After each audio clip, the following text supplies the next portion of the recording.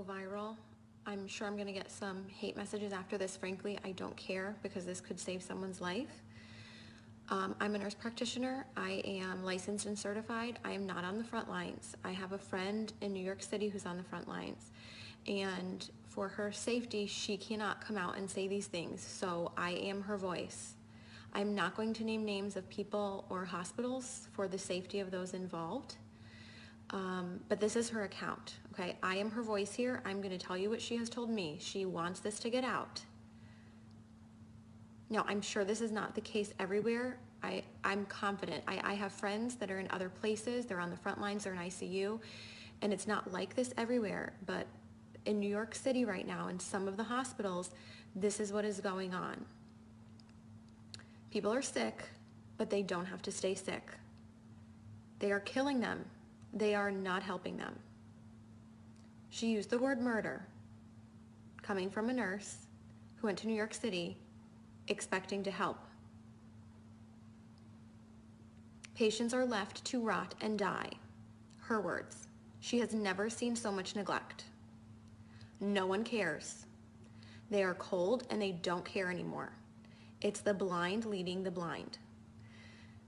Now, a couple of weeks ago, I was on with some nurse friends of mine and we were discussing different medications that could be used to potentially help people. Doctors who were reporting around the country that they were using a combination of medications that were helping people. People were not dying when they were on these medications. They were getting better.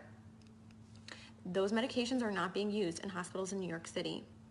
What is happening is that they're putting people on nasal cannula. If they require more than 6 liters of nasal cannula, they get intubated, they go on the vent, or they get trached if there's not enough vents.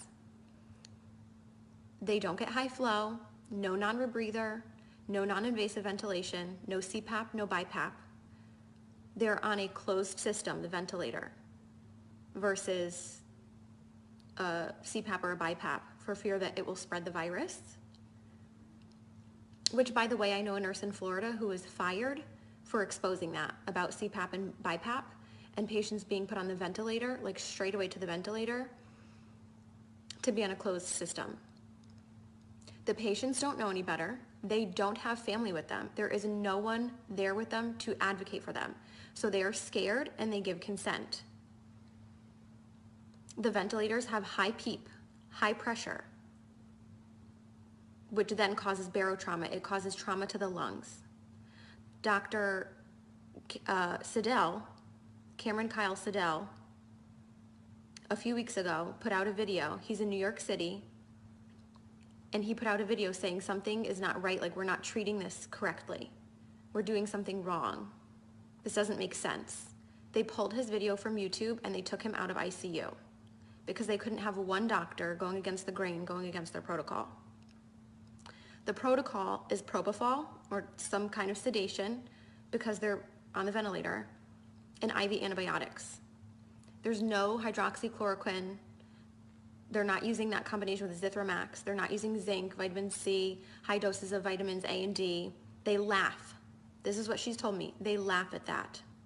She says this is a nightmare. It's out of a horror movie, and I don't want to be a part of this. There are people who are a full code, and yet if they crash, they're not doing compressions because it will spread the virus. Full code, not doing compressions. Family is not there. They have no one to answer to. No one is being held accountable. A code was called and no one came. So sometimes they're not even resuscitating people.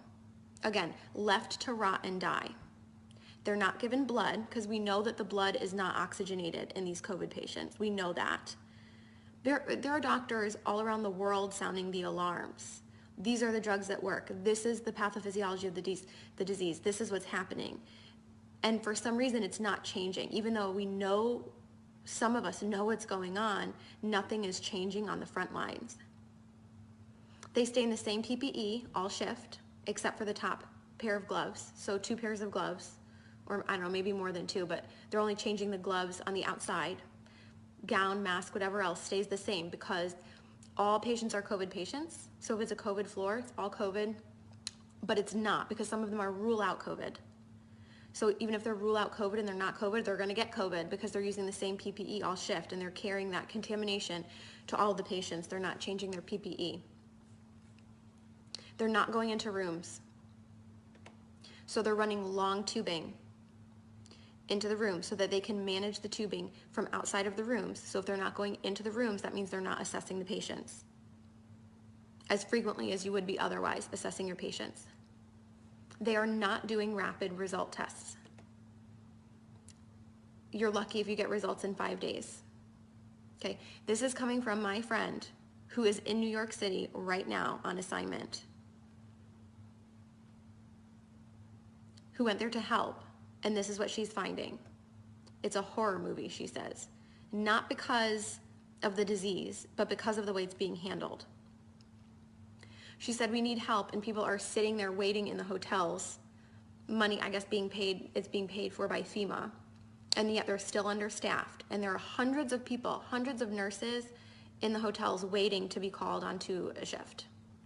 So there is manpower enough if the goal were to actually save people. But resources are not being utilized properly or to full capacity in a way that maximizes the patient benefit or improves the outcomes. The records and charting are crap. And now some of these hospitals in New York City are probably crappy on a good day. So you add in the fear of COVID and the fear of the whole pandemic and forget it. So if you're in a crappy hospital with crappy nurses, let's face it, all of us nurses have worked with crappy nurses before who don't care. So now you add in this, forget it. And they're having people do things that they can't do. So maybe things that they're not proficient in. So maybe a nurse who's not familiar or comfortable with using a ventilator. And it's that figure it out mentality. Figure it out. These patients are critical and they're crashing, figure it out.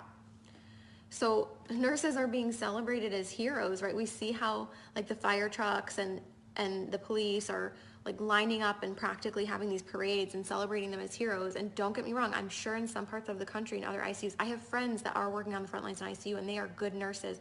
And some of them are heroes, but we have nurses being celebrated as heroes who are killing people. They're not heroes. And they're being brainwashed to think they're doing something great just by going to work because they're brave enough to go to work. Well, what are you doing at work? You're certainly not saving people if you're not even running codes. You're not even going into patient rooms. You're a coward.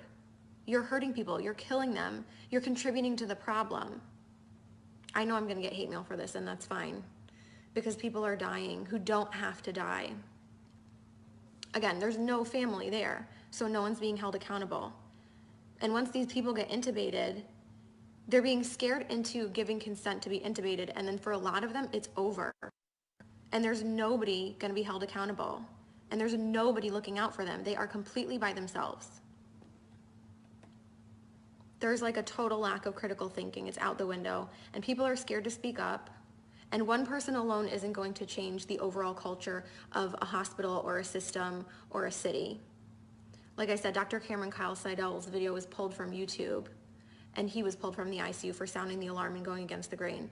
So people are sounding the alarm. It's just not changing anything, apparently. So what can you do? Buck the system. I'm really fortunate I don't have any family in New York City that I personally have to worry about. If there are people that you are worried about, or maybe it's not even New York City, maybe you're in another city that's being really hard hit and you're just hearing really bad things coming out of that city, buck the system. Something is wrong in the system. So go against the grain. Request records immediately. Records, transcripts, immediately. If there's a medication that you want your loved one to be given, report it as an at-home medication and demand that it be continued. That's just a tip from inside the system. If you want a medication to be given, you've got to report that it's an at-home medication and that you demand that it be continued. Your loved one is not going to have you in there advocating for them once they go in. You're not allowed in. The only reports that we're able to get of what's going on are coming from the inside, and people are afraid to speak out. People have lost their jobs. Do not give consent for intubation if you don't want to be intubated or your loved one to be intubated. Demand non-invasive or less invasive ventilation methods. As soon as you give that consent, you might not come out of it. Now, in some cases, it might be appropriate. We just don't know. We know that it's being used inappropriately in a lot of cases, and that the ventilators are making people worse.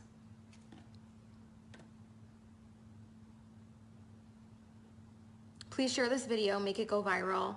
People need to know this. This is the truth of what's going on from my nurse friend who's in New York City right now on assignment. This is murder, she says. People are being murdered and no one cares. Horrible care.